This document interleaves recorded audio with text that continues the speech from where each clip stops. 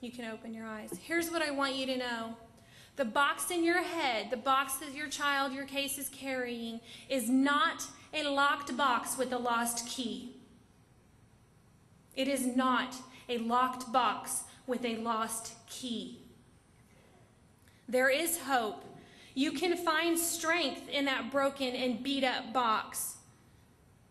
You can create possibility when it appears that there is none. If your box is currently filled with a lifetime of negative and discouraging messages, I want you to look at your box, and instead of seeing something that's weak and torn and tossed around, I want you to see opportunity. It's right there in front of you. Open that box and take out just one message. Focus your effort on rewriting that one message for the person holding the box in your head. Start by acknowledging that those negative messages exist. Ignoring them is not going to make them go away. We've received them. We've adopted them and accepted them. Acknowledge them. Ask yourself how you can counteract the negativity and discouragement in that person's self-talk. What can you do differently to send new messages? And remember, please, that this goes way beyond what you say to a person.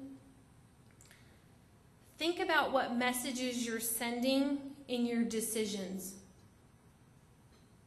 When you're at case plan meetings or court hearings, or you're making a decision about something you're about to write in a report somewhere, think about the message that that sends. And I would encourage you to think about not only the message that it sends to the person holding your box, but I would encourage you to think about how that message is going to be received by that person's children. When someone decided I was too old to be adopted and have a forever family, they also decided that my children were not deserving of grandparents. Think about the messages that are in your recommendations.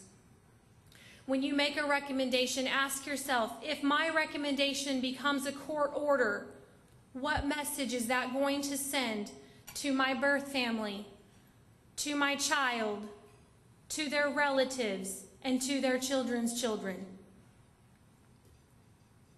When you make comments at a case plan, when we're going around the table and we're saying, tell me what Joey's strengths are, how long does it take you to answer that question? How long does it take other people at the table to answer that question?